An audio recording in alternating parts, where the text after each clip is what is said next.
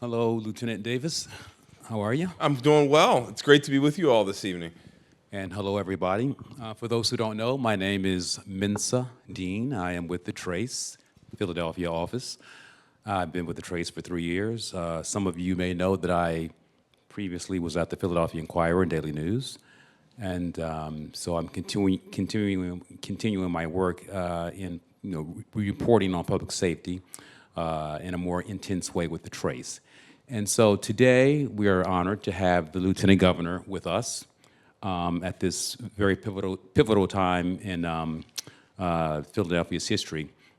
We know that gun violence is down, and hope is up that Philadelphia is entering a new era of public safety and less violence. So it's very critical that we're focused on that, and that's why the Trace is here today. And so hopefully we can just get into some of the nitty-gritty and beyond the headlines to what it is that a lieutenant governor does with regard to keeping us safe. Now, I actually stumbled onto a factoid, I guess, that the average American does not even know who the Vice President of the United States is. Yeah. So Even smaller percentage know who their lieutenant governor there you is, go. probably. Yeah. So why don't you just briefly tell us who Austin Davis is? Yeah, well, first, thank you all for having me here today, and thank you for the work that you're doing in Philadelphia and across Pennsylvania to make our communities safer.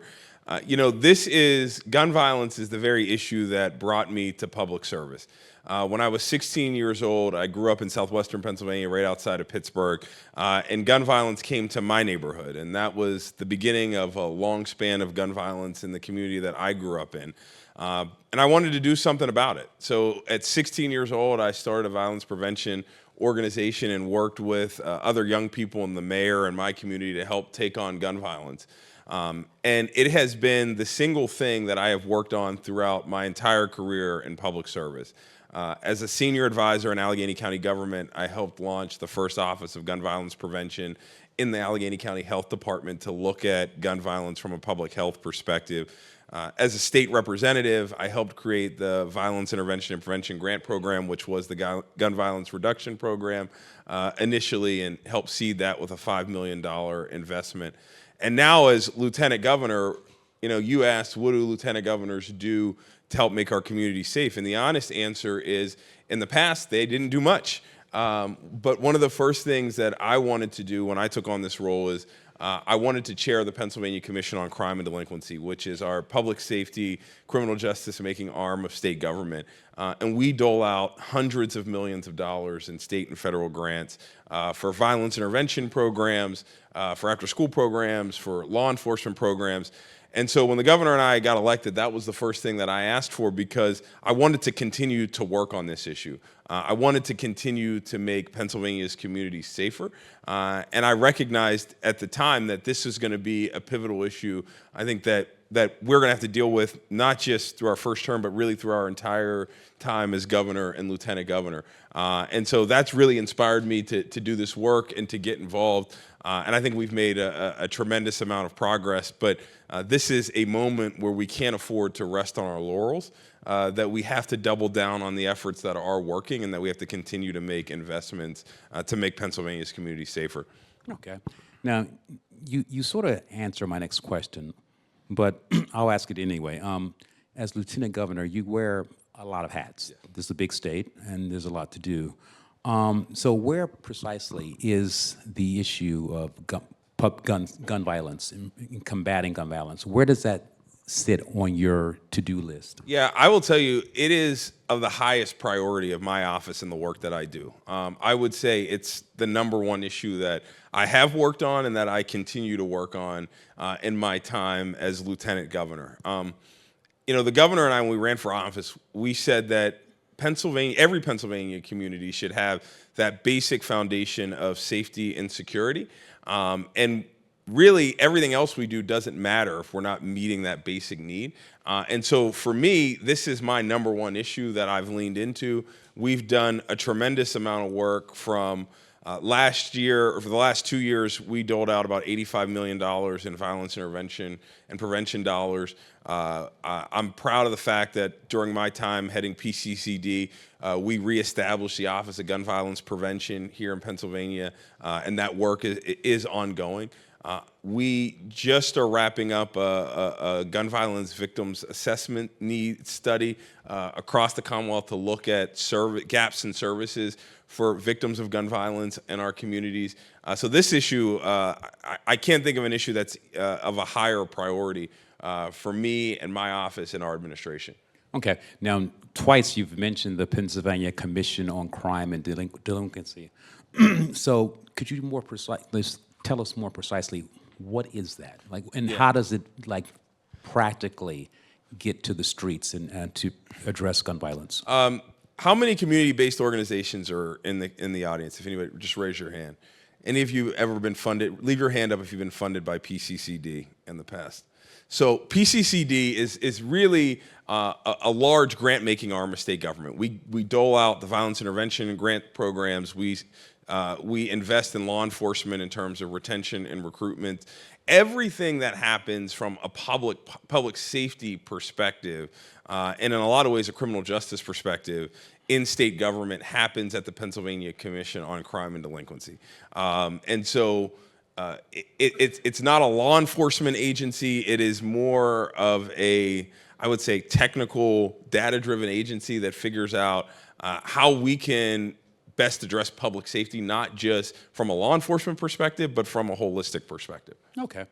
Now, obviously, there's been some uncertainty at the federal level with regard to funding. Has any of that uncertainty impacted the Commission's ability to dole out these grants? Yeah, we have seen, because of the uncertainty at the federal administration, we have seen some cuts into the violence intervention and prevention grant programs. But quite frankly, we have taken that charge as our responsibility to try to backfill some of those cuts, to continue to do the work that we've been doing, because we recognize this work is having a huge impact in making our community safer. So Governor Shapiro and I are committed to this work. We've doubled down on this work, regardless of the chaos that's coming out of Washington. We've said this work is important, and we're going to continue to fight to make investments. If you just look at the bipartisan state budget that we just enacted last week, I recognize it was a little later than many of us would have liked, but we got a 10% increase in our violence intervention and prevention grant dollars. Thank you for about, I think, $64 million that takes us up to. And I can tell you, for as long as the wait was to get that budget done, when you look at the values and the priorities that we got done, I think it was worth the wait. And to see those dollars getting driven out into our communities and actually having a real effect on the ground here in Philadelphia and across Pennsylvania is going to have a tremendous impact. All right. Now, Lieutenant Governor Davis, Philadelphia, as has been mentioned, here and in other places, has experienced a historic drop in gun violence. And I'm just curious, what do you think is most important in contributing to the drop in gun violence? And because, I mean, I talk to different people, I get different answers. So I wonder, do you have a perspective on what's behind this and what needs to happen to keep it going? Yeah, look, I think from the city level with Mayor Parker's administration to the state level with Governor Shapiro and I, we've been taking a comprehensive approach to violent crime in our communities. And that means we have to invest in community-based organizations that are doing the work every single day, violence interrupters that are doing the work to make our community safe. But we also have to invest in law enforcement to make sure that they have the resources that they need. We've invested a significant amount of money in retention and recruitment in police officers. But then you have to address the root causes of poverty, right? We have to create ladders of opportunity for folks to succeed. The best way to take a gun out of somebody's hand is to put a paycheck in it. And that means investing in making sure every young person has access to a quality education system. That means investing in workforce development programs. We have to recognize that we need to give young people multiple opportunities to succeed. If they want to go to college, that's great. We want to make sure it's affordable for them. But if they want to go to an apprenticeship program and join a union, we want to make sure that's an option for them as well. Or if they want to start a small business in our community, we want to make sure that's an option for them as well. So I think addressing those root causes of poverty, coupled with the community-based organizations, coupled with law enforcement, all of that is having a cumulative effect. And I think the drops in violent crime that we've been seeing in Philadelphia and across the Commonwealth. We have seen significant drops in places like York and Reading and Pittsburgh. And so this is something that's happening all across our Commonwealth. Okay. Now, you mentioned that the Shapiro-Davis administration restarted the Pennsylvania Office on Gun Violence Prevention. First question, what happened to the office that you had to restart it? And how was the office different from the commission, the Pennsylvania Commission on Crime and Delinquency? Yeah, so the office was established, but it was never funded. So it never had the resources to create a staff to do the day-to-day work. So we funded that office. We hired a director. The Office of Gun Violence Prevention is housed within the Pennsylvania Commission on Crime and Delinquency. So the commission is still there. It is under the commission, and it is helping to drive the work of that commission in terms of gun violence prevention. It's also taking a whole of government approach. We have said this office should be working with our Department of Education, our Department of Health, our Department of Economic Development to look at all of the levers that state government has to prevent gun violence in our communities. And so many of that work, much of that work is just starting. We created an advisory council that's made up of many stakeholders here in Philadelphia, but across the Commonwealth. And so I think you will see a number of engagement sessions from them in the coming months ahead. All right, thank you. Now, I want to step back to the federal government. Obviously, it's been in the news. There are federal, agents, have been dispatched to arrest people who are undocumented. National Guard has been sent to a handful of states to allegedly, crack down on crime, even in places where crime is already way down. What are your thoughts on what's going on at the federal level with regard to troops and agents? Yeah, look, I think what we're seeing, quite frankly, at the federal level in that regard is disgusting. What they're doing is really theatrics, and they're not making communities safer. They're actually making communities less safe. And so luckily, we have not seen that type of activity here in Pennsylvania. But as we've seen it play out in places like Chicago and LA, it has created a significant disruption, and it has forced people to the shadows who we need to work with law enforcement to make our communities safer. And so I don't think it's a productive strategy. I think there are things that the federal government could be doing to help curb violence in our community, like funding violence intervention and prevention programs, like delivering more resources to police officers. But the reality is they're not interested in actually making our community safer. They're interested in creating chaos. Mm-hmm. And the recent federal government shutdown, were there any disruptions in public safety that you know of because of that? No, not that I know. Not that I know of in terms of public safety. Most of our public safety apparatus is funded at the state level and was able to continue to operate within our own state budget impasse. So I did not. We have not. I don't think we've seen any of that from a public safety perspective. Okay. Now I want to reach back and sort of talk about, but you as a public servant. You're 36 years old, okay, and that makes you the first millennial elected statewide. Yeah. Okay, and you are also the first. Congratulations, by the way. Thank you. Thank you. Millennials are taking over. Yes, and you're also the first African American man to be lieutenant governor in Pennsylvania. Now, given that the majority of people who are impacted by gun violence are black men under the age of 40, does that inform your perspective on the issue?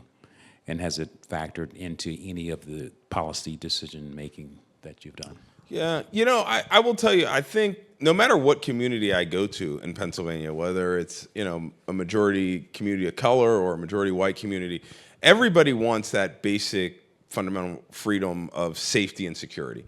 And, to be clear, I've traveled all across Pennsylvania, and gun violence in general is not a Philadelphia problem.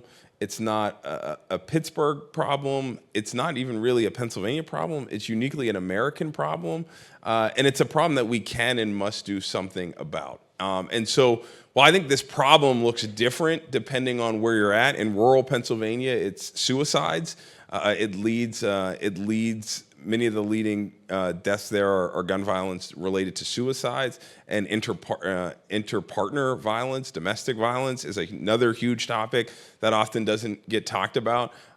So this is a concern, I think, that really cuts along racial lines in many ways. The concern is just slightly different depending on where you're at. But from my personal perspective, this work started for me because I wanted to live in a community that was safe. And, as much as an honor as it is to be Pennsylvania's lieutenant governor, the biggest honor that I got in my life was 2 years ago when my daughter Harper was born.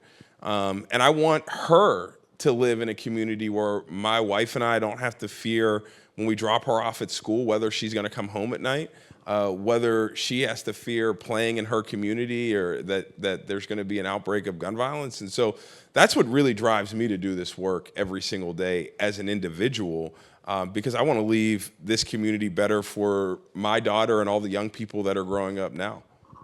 Okay, thank you. Now, you're from McKeesport, which is, for those who don't know, it's near Pittsburgh? Yep. Okay, it's like 3 or 4 hours from here. Like 4.5, 5 hours from here. It's a long way. It's not Eagles country, but anyway.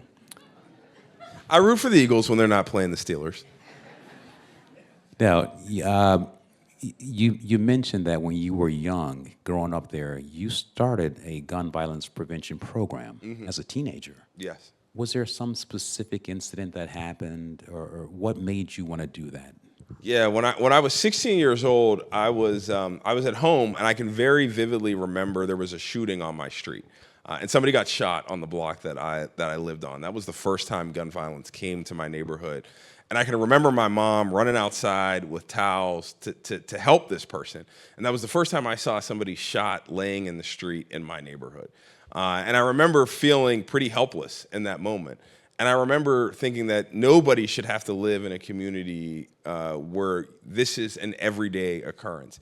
Even if you are not directly involved as like a victim or a perpetrator of gun violence, if you live in a community with high rates of gun violence, you are a victim of gun violence. And even subconsciously, you make decisions to keep yourself safe, whether it's choosing not to walk down an alley or choosing not to leave your house past a certain time. And that's traumatizing for every person that lives in that community. And I thought, my parents always raised me, if there was a problem, you had to ask yourself what you were going to do about it. And so I wanted to do something about it. And there were luckily younger people in my community who wanted to do something about it, and elected officials who were willing to listen to young people who wanted to have a voice in their community to make it safer. And so that's what led me to join young people in my community, to start an organization, to create the Mayor's Youth Advisory Council, to create programs that kept young people out of harm's way and in safe environments. One of the saviors in my community was a Boys and Girls Club that many folks went to. And one of the things I recognized when I got to state government is we didn't fund after-school programs or summer enrichment programs for young people. And I'm really proud of the fact that today I helped establish the Boost initiative last year, and we were able to continue it this year for $11.5 million to help fund after-school and summer enrichment programs for young people across Pennsylvania.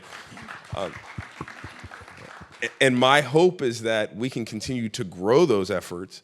Because when I think about when I was a young person, we had a Boys and Girls Club, a YMCA, we had summer programs for young people. And in today's environment, you look around, there are not programs like that that often exist for young people. I just think in America, in the wealthiest country on earth, it's wrong to not have those opportunities for young people to allow them to live up to their fullest potential. All right, thank you. Lieutenant Governor, a little bit later after McKeesport, you were working for the Allegheny County Executive, and during that time, you helped to create the Allegheny Department of Health. How has that department impacted Allegheny County? So we helped create the Office of Violence Prevention in the Health Department to really look at gun violence from a public health perspective.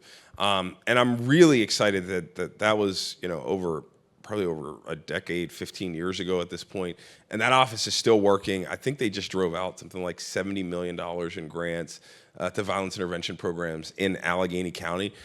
It has had a tremendous impact locally, and I was really lucky when I worked there that we had a Department of Health director who was really committed to looking at gun violence from a public health perspective, and that they have had subsequent administrations who've maintained that commitment. And so I think it's really been transformative on a number of levels, particularly for Allegheny County, and I think we have seen other governments across the Commonwealth take this approach as well. Okay. Now, recruiting and training of police officers is paramount for the state, for every municipality in the state. Here in Philadelphia, there has been an officer vacancy rate that's been more than 1,000 officers for several years now. Unfortunately, we don't have anyone from the police department to talk to us about that. But I'll ask you, as the Lieutenant Governor, what has the Shapiro-Davis administration done, or what can you do to help municipalities like Philadelphia find, recruit, and train, officers? Yeah, this is an issue that we've started to address and have continued to address since we first got into office. We have literally spent, I think, between $30 and $40 million in recruitment and retention grants to municipalities to help them keep the police officers that they have, but also recruit more police officers to the force. We have seen, I think as a result, I don't want to quote a specific number, but I know we do know a number of how many police officers have been recruited to municipal roles since we've taken office. It's a pretty significant amount, but I recognize we still have a lot of work to do. We still have a lot of work, one, encouraging people to want to be police officers. We have a lot of work to do and making sure that officers are paid a salary that's respectable and that values the work that they do each and every day in our communities. The challenge of policing across Pennsylvania looks very different depending on where you're at. In Allegheny County, you have part-time police officers who do it for $17 an hour in some places, and then you have bigger departments like here in Philadelphia or the state police. But it's a similar problem that every police department is having, and resources and money is a big part of that. But also, the job of a police officer is really hard, and we have seen less and less people want to go into the profession. Okay, so are you saying there's not much you can do with that? No, I think we can continue to drive out resources to make sure wages are competitive and where they need to be. That is probably, I think, the biggest challenge when you're asking somebody to put on a uniform and put their life at risk. They look at a cost, and if it's, if you can make more money, doing something else, that's probably a little bit easier. Folks usually choose to do that. I think the other thing that we can do is invest in mental health supports, because oftentimes police officers are having to deal with mental health issues on these calls. And that's another area that we have been really proactive in terms of making investments. So I think all of those things will help us solve that problem. And we have seen some success over the last few years. I don't know how, it will take us a while to close that 1,000 officer number that you stated, but I think we are making progress, and we just kind of have to continue that work. And I think a lot of it starts with our young people, exposing them to police officers, encouraging them that a police officer is a noble field to go into, and getting them to view it in a different way. Lieutenant Governor Davis, are there structural issues that are contributing to the flow of illegal guns into the state that you know of? Yeah, look, I think the hodgepodge of First, we need to pass common sense gun reform legislation in Harrisburg. That's number one. We've been trying to do that for a number of years, and the Pennsylvania House of Representatives was able to successfully pass those bills. But part of this is just a national conversation that has to happen, right? If we pass tougher laws, people are just going to sometimes bring guns in from Ohio and West Virginia and other states. And so, part of it is us doing our work here in Pennsylvania, but part of it is a national conversation that has to happen. And we have to continue to raise our voices. I think part of what has happened during the Trump administrations, many folks have just kind of given up on making a demand of President Trump and the Republicans in Congress because we don't think they'll move. But that shouldn't stop us from making that demand of those elected officials. I think particularly here in Pennsylvania, Senator McCormick, who represents all of you, could be a leading voice on this issue. I have not heard him say much on this issue in his time in office, but I am hopeful that he still has some time left and that we will get him to the right place on this issue. All right. A handful of local places like Philadelphia and York have taken matters into their own hands with regard to passing laws or to deal with gun violence. In Philadelphia, for example, the city council banned gun switches and also ghost guns. They did the same thing in York. And Philadelphia also has passed legislation requiring gun stores to place signage in the stores warning people against straw purchasing. But these laws are vulnerable to the state's preemption law, which prohibits municipalities from passing their own gun restrictions, and there are lawsuits that have been filed with regard to all of these new laws that I've mentioned.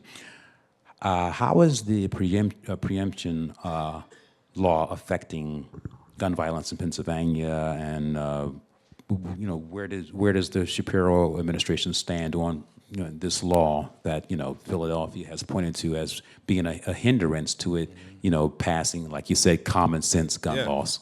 Look, you got to win elections. That's just the reality of what has to happen here. We have 67 counties. Within those counties are hundreds of municipalities. It is probably unwieldy for each municipality to have their own regulation. We have to keep a majority in the Pennsylvania House and win a majority in the state Senate to pass common sense gun reform laws to make all of our communities safer. And Philadelphia has a big role in that. I think of Senator Joe Picozzi, who represents Northeast Philadelphia. He has a voice in this process. And so I don't necessarily think he has been on the right side of this issue.